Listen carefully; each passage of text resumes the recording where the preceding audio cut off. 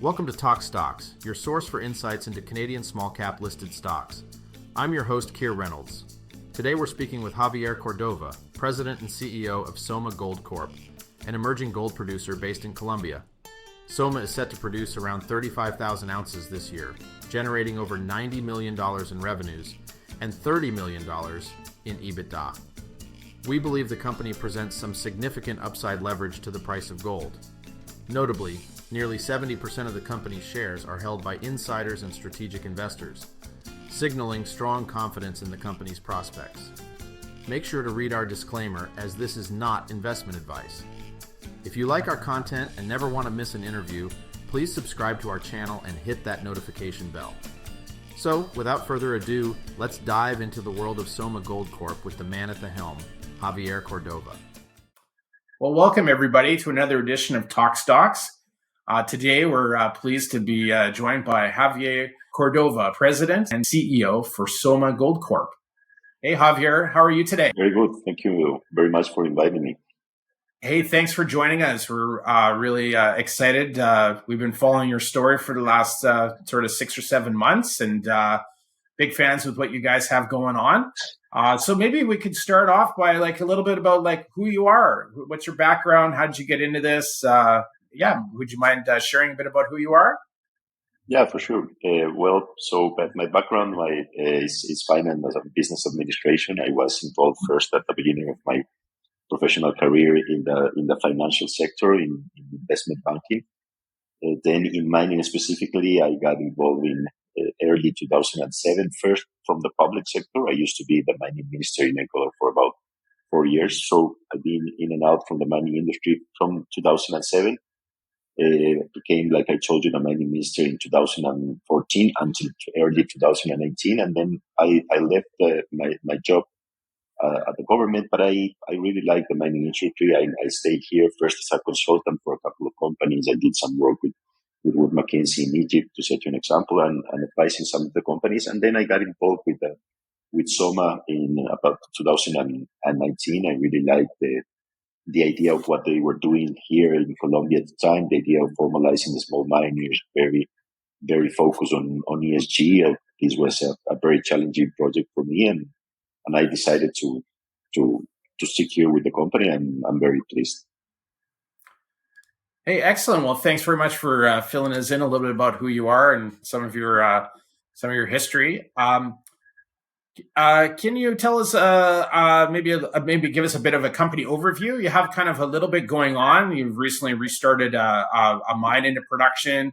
You're mining what looks to me some fairly high grade that you're not necessarily normally seeing out there in the exploration side of things. Would you mind giving us a bit of a detailed sort of overview on your sort of projects and operations?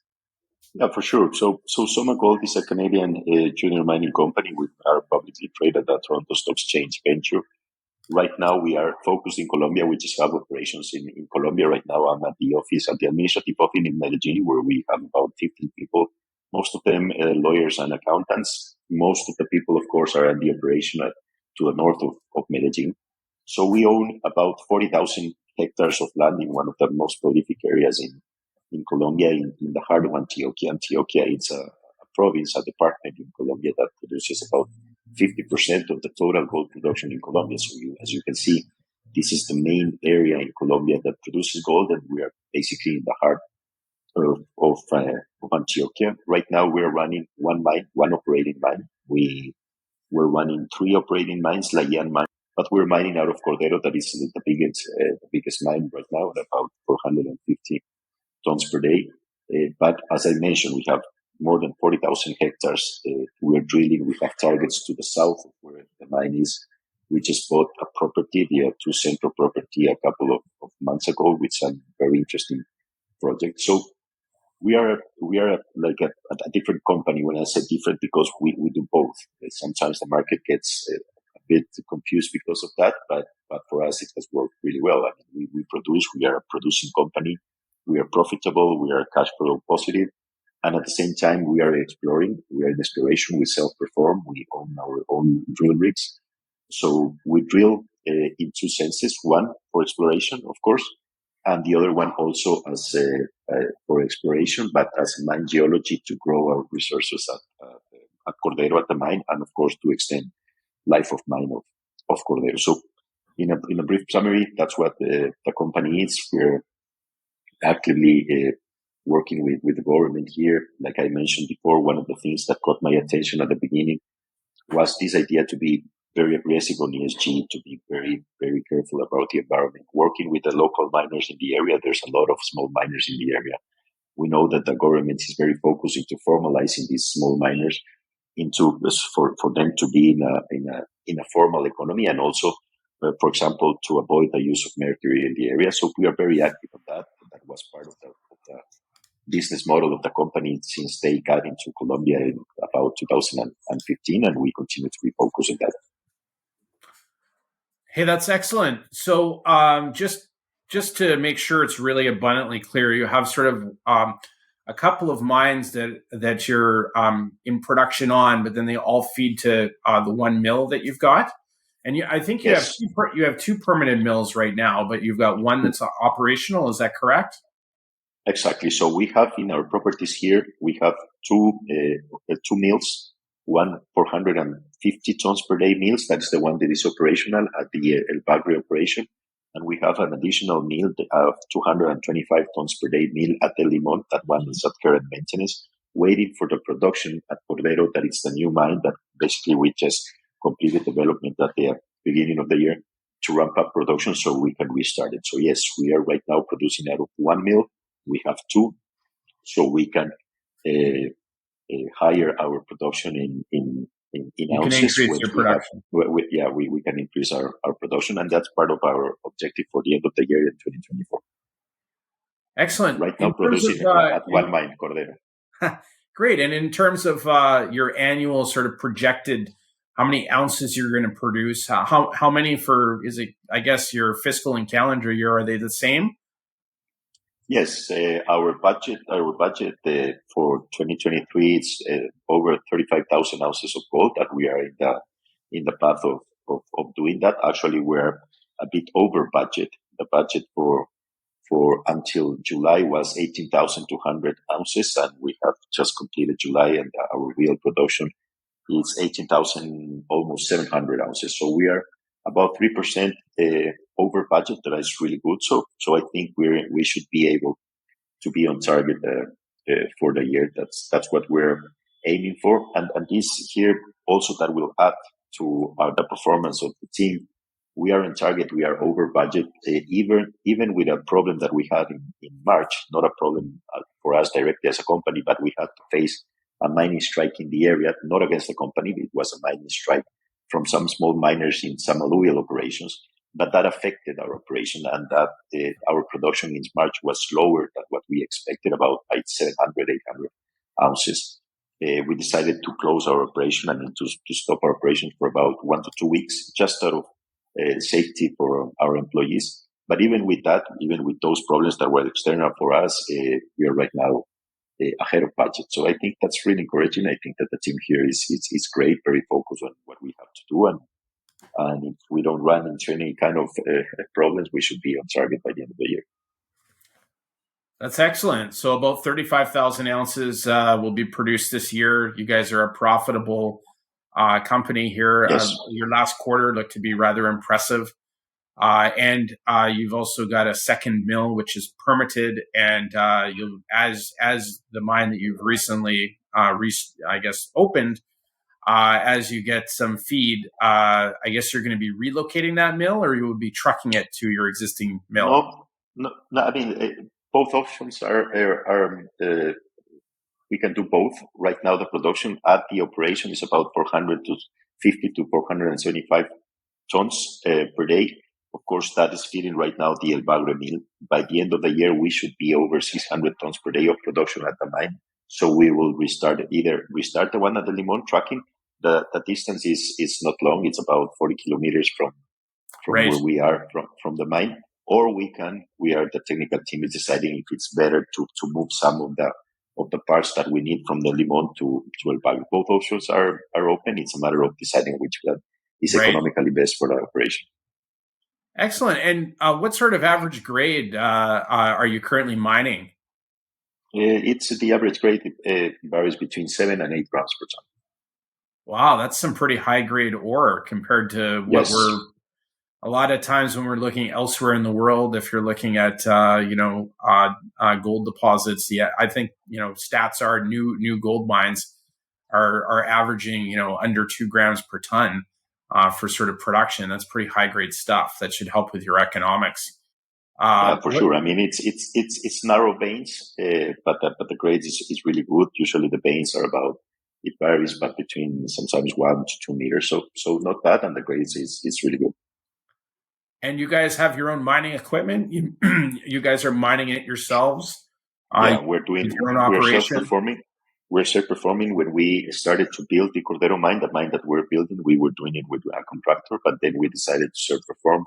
So we bought sanding equipment. That's part of some of the PEP that we will refer later that we have right now. So we're self-performing 100% inside the mine. We bought jumbos, scoops, bolters, jumbos, trucks, and we're doing all ourselves, and the results have been really good. Hey, excellent.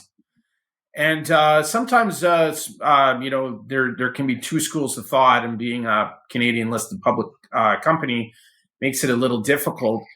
Some people would rather just be in production because they can see the ore, and if you've got veins that go for kilometers in distance, sometimes the focus is really, hey, let's just go produce and make money. Whereas obviously being a Canadian listed company that's you're stuck under, and have to operate under 43-101 sort of guidelines, there tends to also be the need for technical reports. Yes. How are you guys sort of balancing sort of both of those sort of like needs? The need to obviously produce and make money and produce cash flow and be a growing sort of revenue based business operating mine, as well as providing something for investors so that they understand what your life of mine would look like, what resources that you've got, or mining reserves you might have. How are you balancing those two things? Yeah, so yeah, like you mentioned, we are an operating mine. We are, of course, focused on that. We are getting all the money that we need, not only to run the operation, but actually to bought additional assets, which is brought here to central property, and that money came from cash flow. The money that we used to buy the equipment, to develop the mine, to build the new tailings dam, everything's coming from cash flow. So, of course, for us, it's really important to have that mine into operation and to be profitable. But at the same time, like you were mentioning, we are a Canadian public traded company, and we know that our main focus is to create value to investors. So we have a 43-101. We are, like I mentioned, drilling more than 40,000 hectares in a very prolific area. The total resource that we have for the company right now is 400,000 ounces, including 125,000 ounces non-compliant ounces that came from the new property. So about 275,000 ounces that we have in their updated 43-101 that comes from the Cordero mine that we're mining right now, and an cheap property to the north, and added to that 125,000 non-compliant ounces from the new property. As far as life of mine, that I know that for investors is important, I would say that we're looking at about 7 to 9 years life of mine as of today, with a 50,000 ounces a year production. But we were also working on moving that resort into M&I through drilling. I mentioned that we have 3 drill rigs. 2 of them are focused on drilling for new resources at that property to the south, and we have an additional drill that is inside the Cordero mine, and that is drilling the deposit at depth. So what we're doing right now, again, it's producing on one side, being profitable, generating the resources that we need, but at the same time, we have many targets in exploration that we're focused. We have a very big, very important exploration team, very good professionals that are, of course, looking into growing that resource. Well, that's a great answer. It sounds like you've thought quite a bit about it and got some good strategy there. Very interesting to hear about the 3 drill rigs that you guys own and are operating, and nice to hear that 2 of them are focused on growing your resource base. Because yes, investors, we tend to be a little obsessed on things like life of mine because we don't want you to deplete it and then have no more cash Of flow to course. produce. So, so No, for that's sure. great. And if I may, just to expand on exploration, we have a $4 million exploration plan starting in 2024. So on one side, like I mentioned, there is an annual 10,000 meter of underground and surface drilling at Cordero at the mine Right. to upgrade and include that resource at depth and on strike. And also there's a 30,000 meters annual drill program to test 5 main regional targets in all the property that we have in the more than 40,000 hectares and in the new Aurora and Machuca targets that were came with the O2 Central property that we bought. We want to complete a regional airborne geophysical survey, including the new acquired property. We want to generate a regional scale structural geology so we can identify structurally favored exploration targets with geochemical surveys. So we're doing, like I told you, we're doing a lot. We understand what we need to do. We have our Great. targets very clear. And in that sense, I think that what should come in the next couple of months and years should be very exciting for us and, of course, for investors. So there's also an opportunity to not only expand your life of mine or expand your resources of your current operation, but you also have some additional targets that are outside of the mine environment, the current mine that you're mining, that could provide some exploration and maybe some development upside over the years. Yeah, for sure, for sure. We have said it since the beginning. Being in one of the most prolific areas in Colombia, we believe that in the area that we should be targeting on more than a million ounces. Of course, that's part of the job of exploration. But yes, we want to grow life of mine at Cordero, but at the same time, we want to look for the new mines in the area that we own. Excellent. Well, thank you. That's certainly very interesting. I'm glad that we touched on that. Glad that you circled around on that. In terms of your annual production, you obviously are also looking to grow from your 35,000 ounces. I think you mentioned just a moment ago, you're looking to get to around 50,000 ounces a year, if I'm not mistaken. And then you also do have some other ambitious plans if some of your exploration and development goes well of furthering that to something higher. Could you speak a little bit on that? I don't want to put words in your mouth. Could you explain a little bit about the vision in terms of the production guidance or some of the targets that you've sort of got for yourselves as a company? Yeah, for sure. I mean, starting this year, as I mentioned, we should be over 30,000 ounces at about 35,000 ounces by the end of the year. That's the budget. That's what we're aiming for. Starting in 2024, that target goes even higher. Our target is about 47,000 ounces in 2024. Of course, in order to get that, we need to get the production at the mine to be at about 650 to 700 tons per day and purely utilize both of the mills, the El Bagre mill and the El Limon mill, so we have a process capacity of almost 700 tons per day. So in order to get to that target, that team is moving into that direction. Of course, exploration is a key element in our long-term objectives, so we can grow life of mine, we can grow production, and also look for additional mines. Don't forget that we have an cheap property to the north that it's a mine that we haven't developed yet. It has about 120,000 ounces of gold in resources with a 43-101. So that's an additional mine that should come into production in the next couple of years. So interesting, challenging what we're doing, but focus on getting those results for the company. Hey, that's excellent. Maybe you could just speak a little bit on the economics in terms of the grade that you guys are producing at and owning your own equipment and things like that. What would be your sort of, I guess, cost per ounce of production? Yeah, so right now with our production, our all-in sustaining cost is 1,321. Our idea is, of course, remember that we are right now at 60% of our milling capacity. So as we ramp up production and we can increase our milling capacity to 100% of what we have right now, that cost should come down. That cost includes the sustaining capital for all the development of the mine that had been capitalized for the tailings pond, construction costs, exploration expenditures at the operating mine, new and replaced equipment required to continue this operation, and other capital expenditures that are considered to be sustaining, and also includes all the corporate administrative costs from Soma, from the Canadian company. So that's the cost that we have right now, what we're operating. And like I mentioned, once we get the 2 mills into operating, and we can increase the production at the mine at Cordero, you should see that number coming down. Hey, excellent. Well, thanks for answering that. Looks like you still got some pretty healthy margin there, and one of the reasons why you've certainly been on my radar screen. Anytime I see a profitable emerging mining company, that's certainly has been a good time for me to become a shareholder of these things. In terms of, maybe you've talked a little bit about some of the short-term initiatives. Maybe we could just circle back just to make sure the audience really understands it. Would you mind talking about some of the things that you're looking to accomplish over the next 6 to 12 months? I guess one of them would be to increase your milling capacity by bringing your second mill on stream. What would be some of the other things that you're looking to do?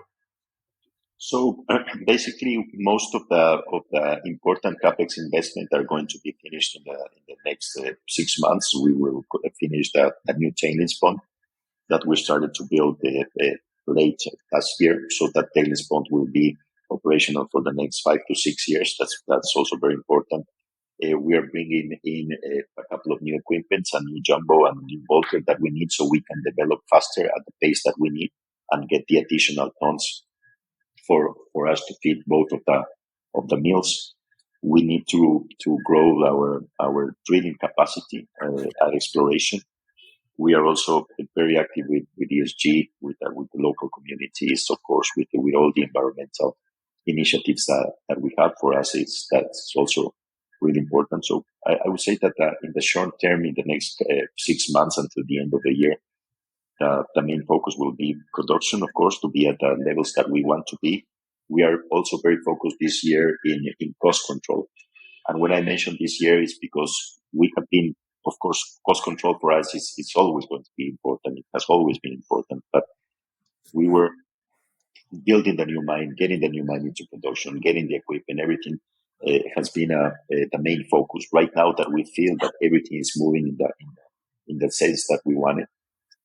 Just to give you an idea on how the company has grown, in 2020, the production for the company was 17,000 ounces. That's when we bought the company.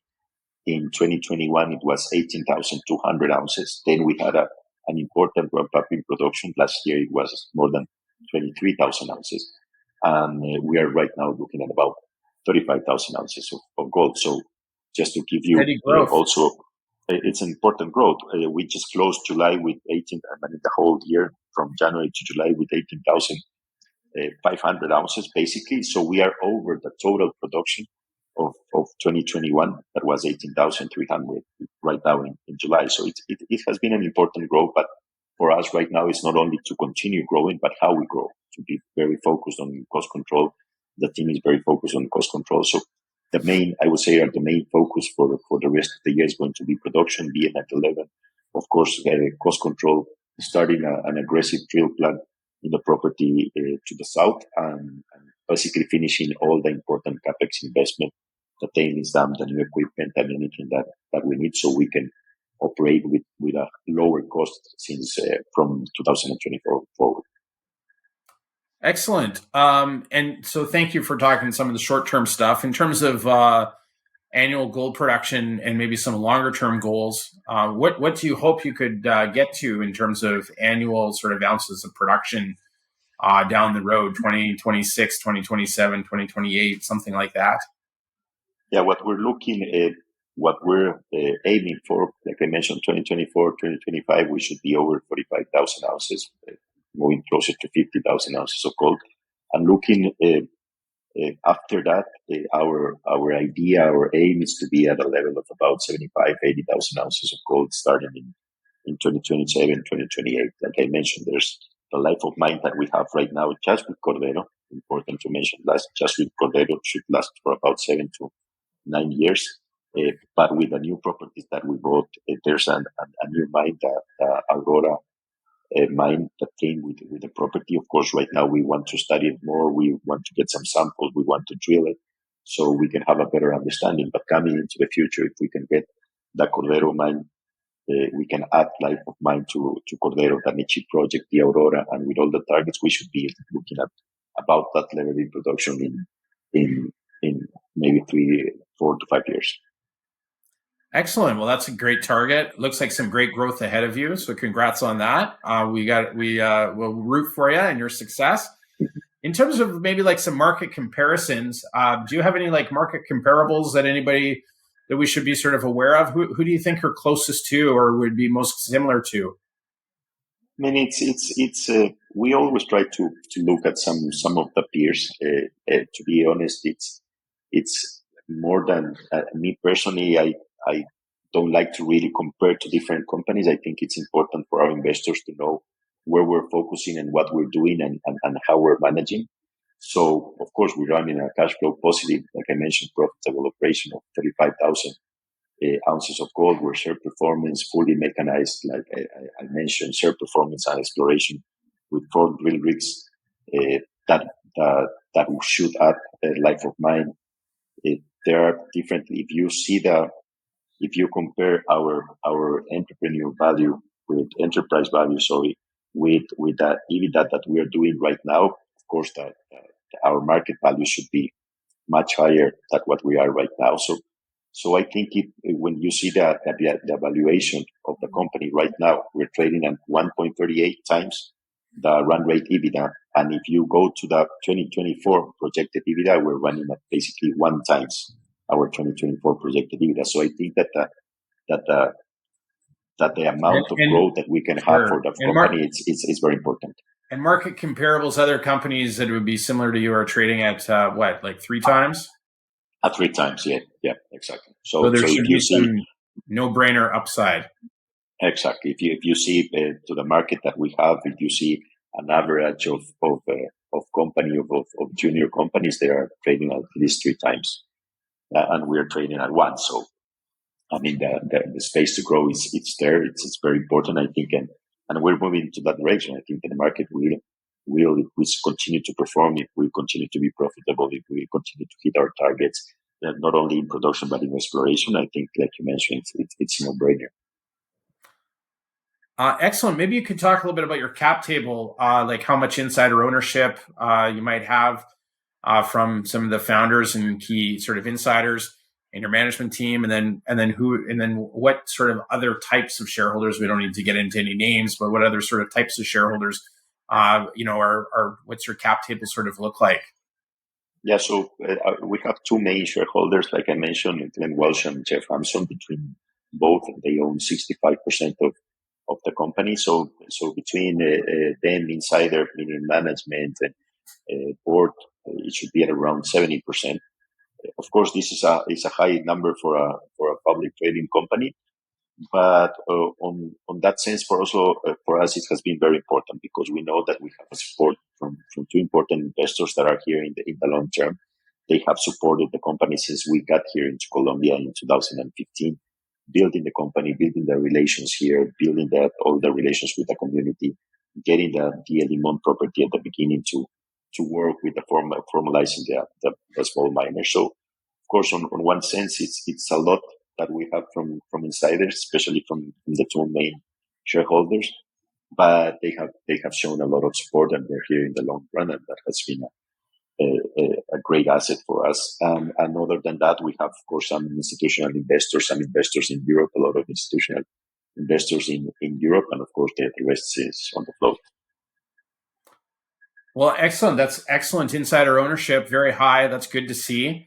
It's probably one of the reasons why you guys trade the way you do. It looks like a pretty tight cap table. Not a lot of shares that are out there. Not a lot of shares that are not owned by insiders. Yes. Maybe you could just touch on how many shares are issued and outstanding. Yes. So we have 91 million shares issued and outstanding. We still have about 5.5 million warrants, 6 million options, and 102 million fully diluted shares outstanding. Our market cap, it's around 53 million. Depends, of course, on the price range, but Right. today it's about 53 million Canadian. Right. Well, excellent. Well, thanks for covering that. In terms of the warrant strike, I'll have to go have a look at that. You wouldn't happen to have that handy, would you, in terms of your It's average about strike price? yeah, the warrant strike. It's about 66.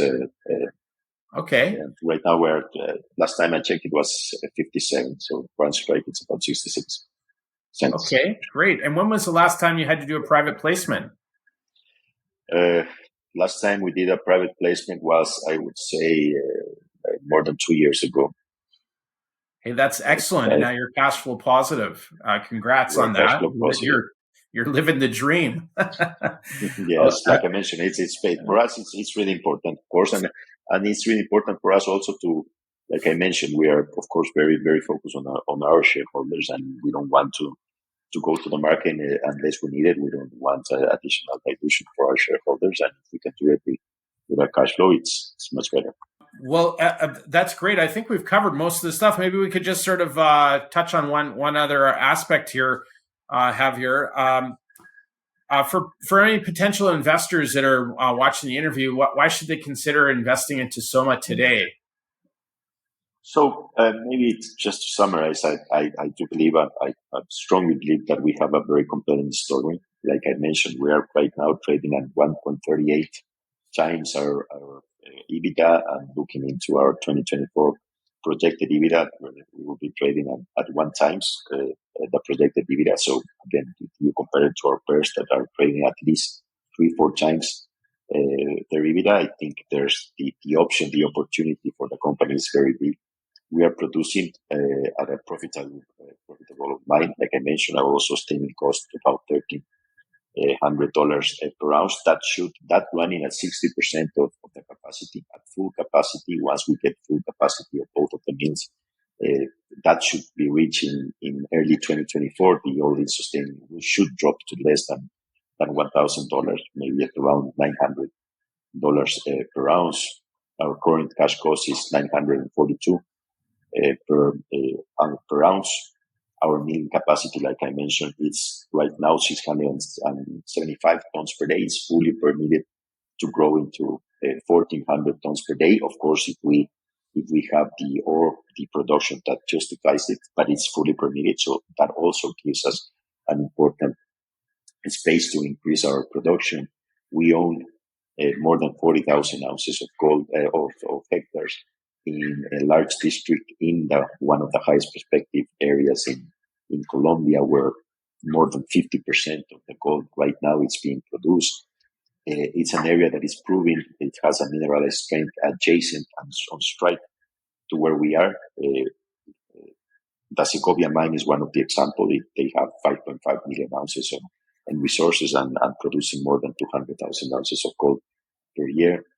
We are also, like I mentioned, we're very active on ESG programs. We have excellent relations with the communities. We have received environmental awards for exceeding what the environmental authority requires the companies to do. So we don't only want to comply with what the authority requests us as a mining company. We want to go a step farther than that. We have been recognized for that. We are active with small miners. We want to work with them. We want to help them in what we're doing in their production. We know that they have been producing in the area for many years. We like to see us as a very green mining operation. We generate all of our power from run-of-river hydro generating. So that is also very, very important. We mentioned that management and major shareholders are committed into the mid and long-term capital with the company, strong cash flow coming from production. We have a low overhead structure of the company. Our resource and life of mine should grow through exploration and acquisition of new projects if we see a nice opportunity. And the idea is to build shareholders' value by reducing and eliminating corporate debt. I think we didn't go into that, but we have the debt that we have is basically in 2 areas. One of that is the equipment that we bought from Sandvik, and the other is a debt to Glen Walsh, that his company that is one of the main shareholders. We should be over that debt by our target is that by 2025 to be debt zero. And Yeah, we also mentioned our. Sorry, maybe you could just touch on, as soon as we didn't touch on that, what's the total debt that you have, total amount today? So we have, give me just seconds, so I can get you the exact numbers. So we had a offtake agreement that we fully paid at the beginning of the year. Right now, there's only a 1% NSR on production from the offtake agreement. So we have two principal sources of debt remaining right now. One is the equipment loans that were used to buy that new equipment, like I mentioned, that wheels are performing. Right now, that total debt is 5.5 million. And it should be covered until 2021. We'll do monthly payments, and that was the loan to get the jumbos, the scoops, the dumpers, and the bolters in order to self-operate. And then we have a subordinated debt with our largest shareholder. It has a book value of 23.4 million and a face value, including accrued interest, of 29.6 million. This is Canadian. And the loan agreement, the payments are not due until August of 2024. But what we want to do is, once we get enough sources from cash flow, we want to start retiring that debt earlier. And we're also targeting to be debt-free in 2025. Excellent. So about half the amount of debt to your market cap, if I'm not mistaken, something around that. Or okay, well that's great. Thank you for covering that. So to me, it sounds like you got a great emerging sort of growing sort of gold producer, going from fairly small, not necessarily on the radar screen of a lot of investors. Now you're starting to get into an area where it's some pretty major cash flow, and sounds like you've got some further development and exploration upside with your properties. Mining a good grade, not having to use contract mining with your own sort of bought and paid for equipment with your own team. So lots to really look forward to. I'm a very happy shareholder, and will continue to be here. Again, if we're looking to play leverage of gold and thinking that, hey, maybe the world and fiat currency is not the way to go, probably want to be involved in someone that's not diluting all the time through private placements and aggressive exploration costs with nothing coming in to the bank account. You guys have a bunch of capital to help sustain some of that stuff. So good stuff. Anyways, Javier, thank you for your time. I'm sure you're busy and have a lot going on. I really appreciate your time. Certainly, we'd love to have you back, to provide some further updates to the audience here. We typically stick with things for a long period of time and are fairly careful in what we select, to cover. Anyways, thank you so much. I appreciate your time. Oh, thank you very much. Anytime. I will be very happy to give you an update. For us, it's very good times coming. Lots of things to do, lots of things to cover. We're very aggressive on where we want to go into production, very aggressive on when we want to go to with exploration. And like you mentioned, for us, I think it's a unique opportunity for shareholders to be in a company like us that doesn't need to go to the market every time to raise money to dilute, just to go to explore. I know that's part of the business. Yes.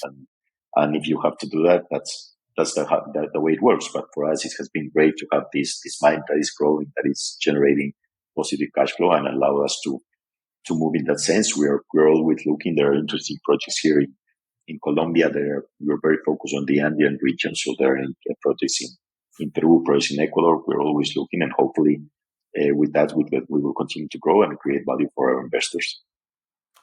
Hey, well, excellent. Well, maybe we'll leave it there. Thank you so much. Have a wonderful rest of your day and rest of your week, and really appreciate your time.